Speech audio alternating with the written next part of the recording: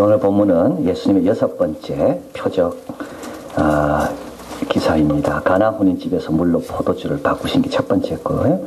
그 다음에 5,000명을 먹이시고 38년 된 병자 고치시고 왕의 신하 고치시고 폭풍우 잠잠케 하시고 이게 5번째까지 요한복음에 나오는 표적입니다. 이제 6번째는 나면서 소경된 자를 고치시는데요. 이 본문은 참으로 깁니다.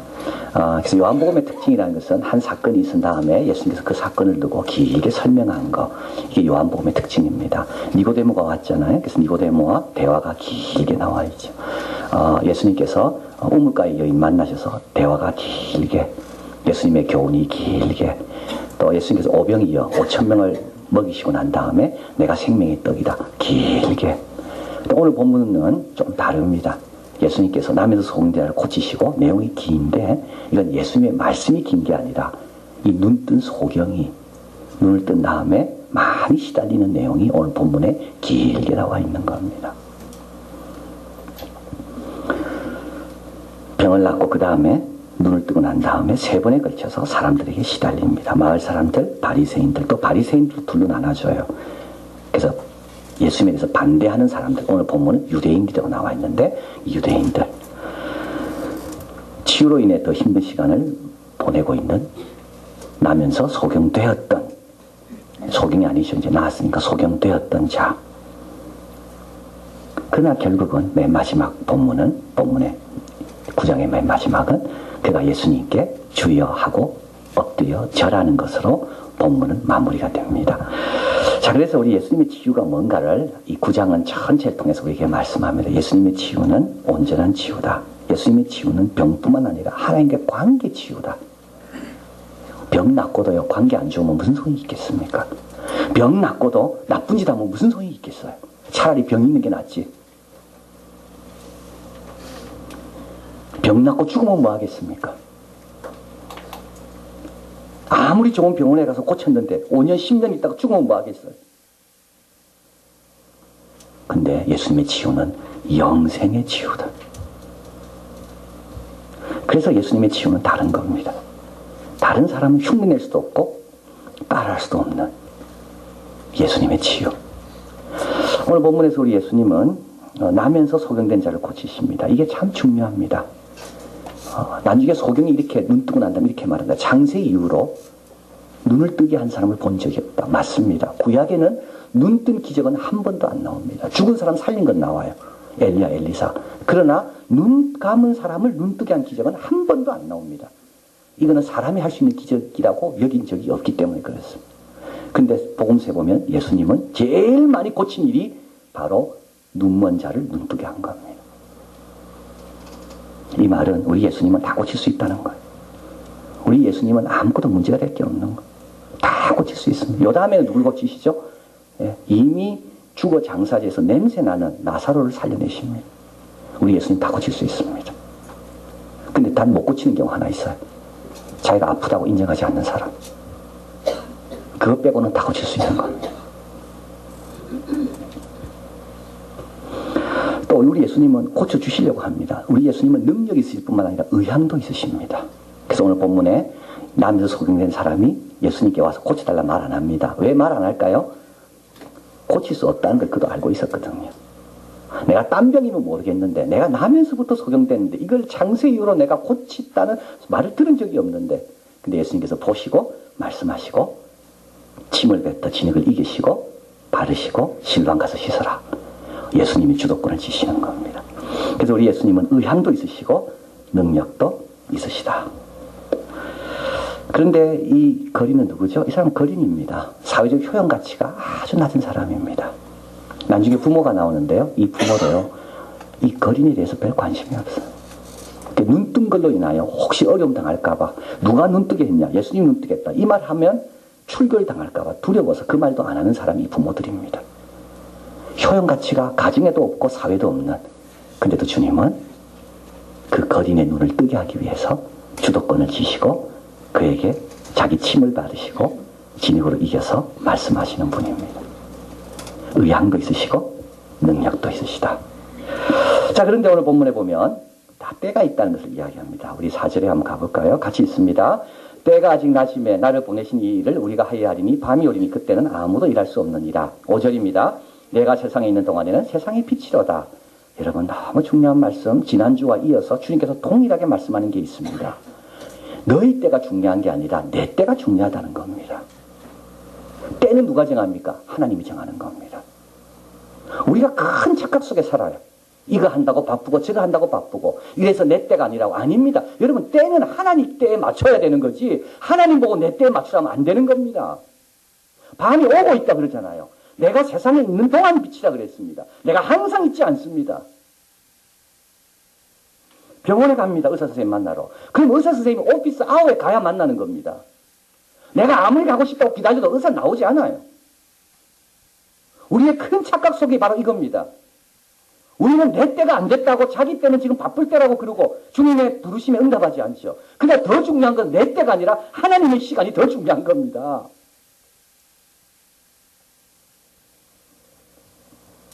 우리 주님은 아무 때나 고치지 않습니다. 예수님의 비유에 얼마나 이렇게 많이 나옵니까?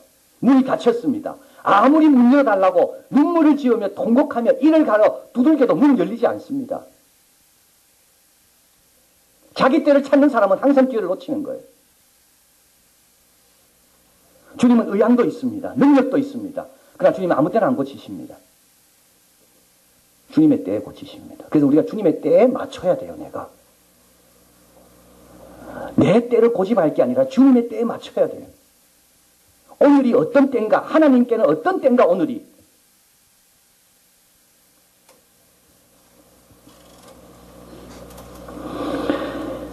그래서 여러분 때에 나오는 게 그게 순종입니다. 하나님의 때에 자기 때를 맞추는 게 순종입니다. 내 때를 고집하지 않죠. 참 우리는 너무 자기 때를 너무 많이 고집해요. 오늘 본문에 보면 주님께서 침을 뱉고 진에게 이겨서 눈에 받으십니다. 이는 또 뭘 이야기합니까? 자, 그래서 주님은 의향도 있고 능력도 있습니다. 그러나 주님의 때에 맞춰 나와야 돼요. 또 한 가지, 주님의 방법을 믿어야 돼요. 침을 뱉었다. 물이 없었기 때문이라 그러죠. 진흙을 이겼다. 약 대신 바르는 겁니다. 우리 주님께는요, 뭐든지 약이 될 수가 있습니다. 나는 이것만 약이에요, 나는. 그러나 주님께는 진흙도 약이 될 수 있는 겁니다. 주님의 손에 들려지고 주님이 축사하시면 그거는 세계 어떤 약보다도 효과가 좋은 약으로 바뀌는 겁니다. 지난 주일날 우리 특별 새벽 기도할 때 제가 말씀드렸는데 리알 퍼거슨의 그 책, 그 어센트 후본이라는 책에 대해서 좀 말씀을 드렸습니다. 이 책은 이제 금융산업이 왜 중요한가, 이제 그걸 역사적으로 쭉 설명한 책입니다. 그래서 실제로 빈부격차가 많은 나라일수록 어떤 나라냐, 금융이 발달하지 못한 나라일수록 빈부격차가 많다는 겁니다. 그래서 금융의 도움을 받아야지만이 빈부격차를 줄일 수 있다.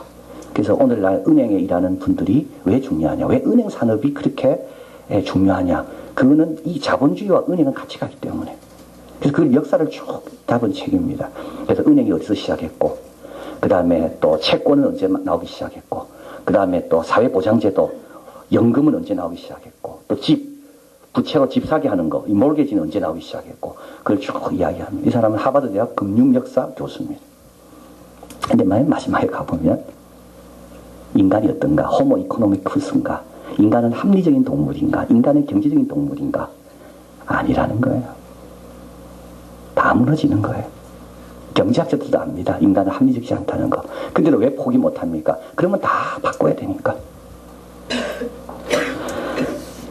이 책에서 그는 지난 새벽에 말씀드렸는데요.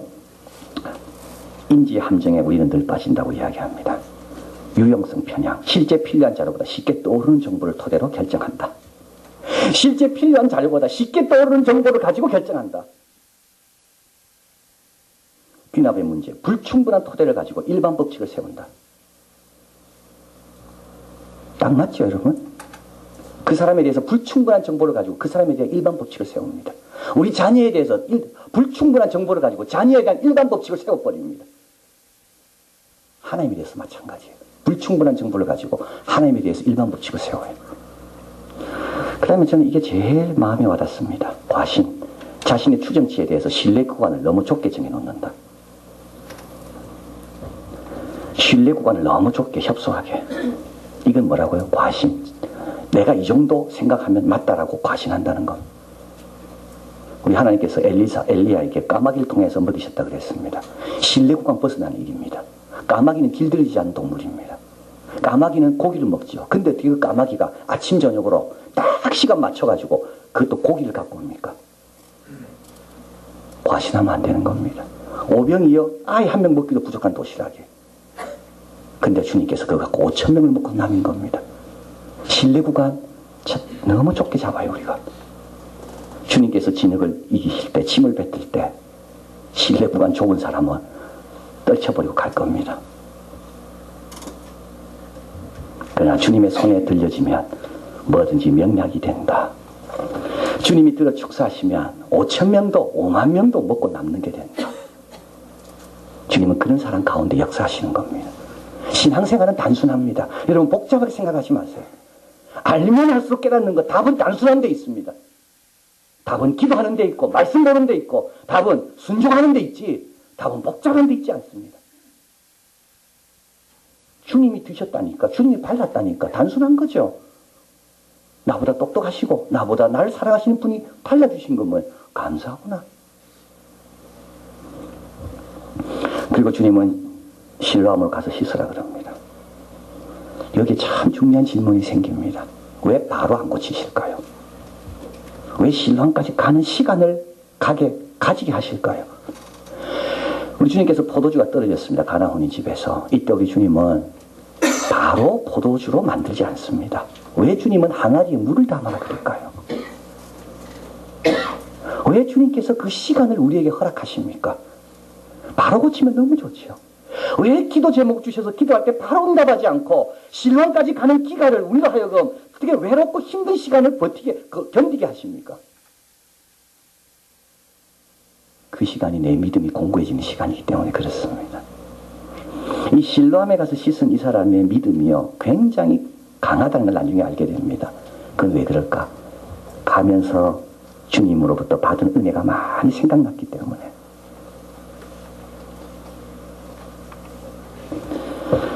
오병이어의 기적도 마찬가지입니다. 바로 나르지 않고 갖고 와라, 앉혀라, 축사하시고. 실로암의 뜻이 있습니다. 보냄을 받은 곳이라는 곳인데, 근데 사도 요한은 이 보냄 받았다는 누구에게 계속 한 말이죠? 예수님입니다. 그래서 오늘 본문 마지막 부분에 가보면 예수님이 그 사람을 다시 만나시면서 이렇게 이야기합니다. 네가 나를 보았지만 이제는 네가 나와 이야기하고 있구나. 맹인인데 언제 봤을까요? 어디서 봤을까요? 실로암에서 본 겁니다. 순종하는 그 기간은요, 주님과 동행하는 기간인 겁니다. 순종하는 그 기간은 주님에 대해서 깊게 깨달아가는 기간인 겁니다. 그래서 주님께서 바로 안 고치시는 거예요. 실로암까지 가라. 트로이 전쟁이라는 트라이전 워라는 그 책도 제가 지난 우리 새벽에 말씀드렸는데요. 이제 그 책은 그 베스 스트라우스라는 전쟁 역사가입니다. 그 사람이 그 책을 이제 그 호모의 일리아드와 오디세이 거기 나오는 트로이 전쟁에 대한 것들을 이제 다시 고고학적으로 정리를 해가지고 이제 그 전쟁에 대한 적은 책이 그 베스 스트라우스의 트로이안 전쟁의 책입니다. 이 전쟁 마지막 부분에 가면 이런 재미있는 이야기가 나옵니다. 트로이 목마는 역사 가운데 한 번밖에 나올 수 없다는 거예요. 왜냐하면 워낙 유명하기 때문에 또 그 방법 쓰면 다 안다는 거죠. 그래서 야, 그 방법 좋다 하고 나도 목마 만들어가지고 그리스 병사 9명 넣은 것처럼 넣어가지고 적진에 가면 이제는 적진이 알고 아예 죽인다는 겁니다. 유명한 방법일수록 한 번밖에 못 써먹는다는 거예요. 우리 주님도 똑같은 방법 안 쓰십니다. 또 진흙이기지 않아요. 그러나 원리는 같습니다. 어떤 원리입니까? 자기 부인의 신앙, 자기 부인의 믿음만이 주님이 주시려는 것을 온전히 받을 수가 있다. 원리는 같습니다. 오병이어의 기적도 행하지 않습니다. 주님은 매번 새롭게, 그러나 원리는 같습니다. 순종해야 되고 믿어야 되고. 자, 그래서 우리 이 남에서 소경되었던 사람은 주님께서 바르실 때 가만히 있었습니다. 주님께서 가라고 할 때 순종하고 그 길을 외롭게 힘들게 고민하면서 갈등하면서 끝까지 갑니다. 그리고 실로암에 가서 씻고 나서 주님을 만나고 깨끗한 눈으로 돌아왔습니다. 이게 이제 전반전입니다. 그리고 나서 그 다음부터 이게 7절까지입니다. 다음 8절부터 이제 이 사람의 이제 고난이 시작됩니다. 동네 사람이 이 사람을 보고 놀랍니다. 그리고 묻습니다. 네가 원래 남에서 소경되었던 사람이냐? 맞다라고 이야기합니다. 누가 고쳤냐? 오늘 본문에 가보겠습니다. 11절 같이 읽겠습니다. 대답하되 예수라는 그 사람이 진흙을 이겨 내 눈에 바르고 나더러 실로암에 가서 씻으라 하기에 가서 씻었더니 보게 되었노라. 여러분 이게 주목하셔야 될 구절은요. 예수가 하는 그 사람입니다.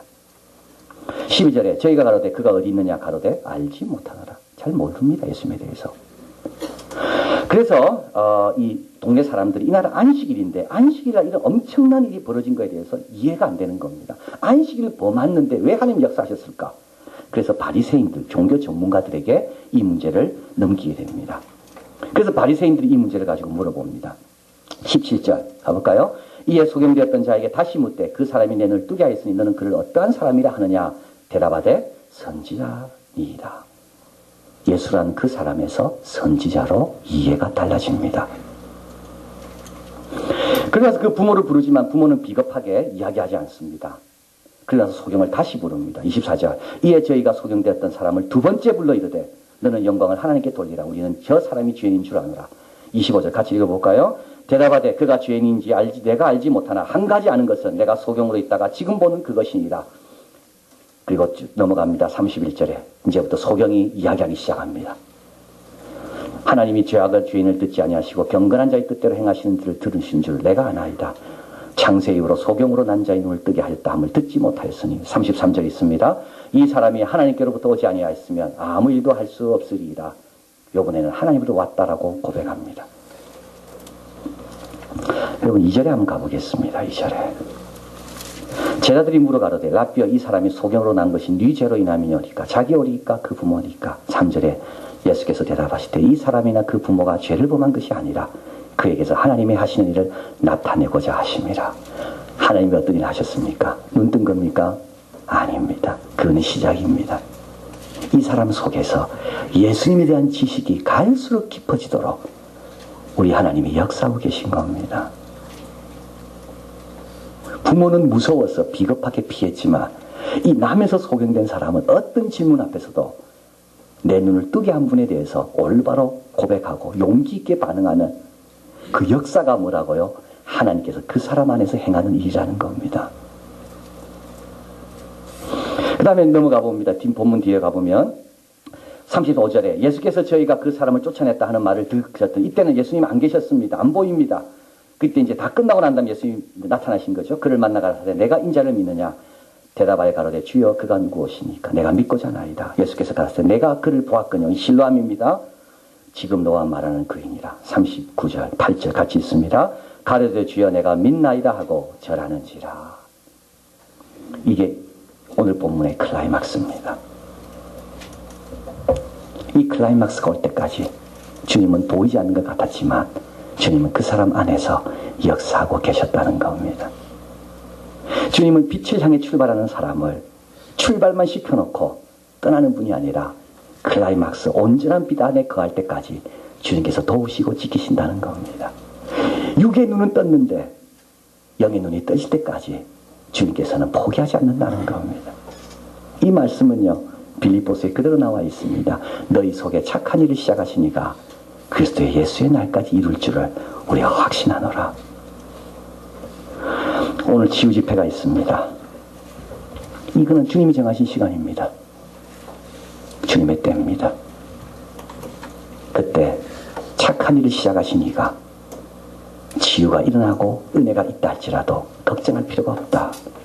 주님께서 계속 인생의 클라이막스를 향해 그 안에서 보이든 보이지 않든 역사하고 계신다. 이걸 오늘 우리에게 말씀하는 겁니다. 오늘 본문에 의하면 치유 시간은 짧았습니다. 예수님께서 침 이겨가지고 진흙 바르고 신랑까지 가라. 그건 짧았어요. 그러나 그 이후로 주님과 누리는 시간은 영원했다. 오늘 저녁에 짧은 치유 시간이 한 영혼에게 영원한 축복의 시간에 출발이 될 수가 있다. 우리가 할 일은 뭐죠? 기도하는 겁니다. 주님께서 진을 갖다 대실 때 외면하지 않고 도망가지 않도록, 주님께서 실로암 가라 하실 때 멈추지 않고 끝까지 갈 수 있도록 우리가 기도하는 일입니다. 그리고 또 한 가지, 우리도 우리의 가진 여러 상처들, 치유받아야 할 것들, 미움, 불신, 의심, 이런 치유받아야 될 것들, 오늘 믿음으로 오시는 분들에게 우리 하나님께서 놀라운 선물을 주실 줄을 믿습니다. 기도하겠습니다.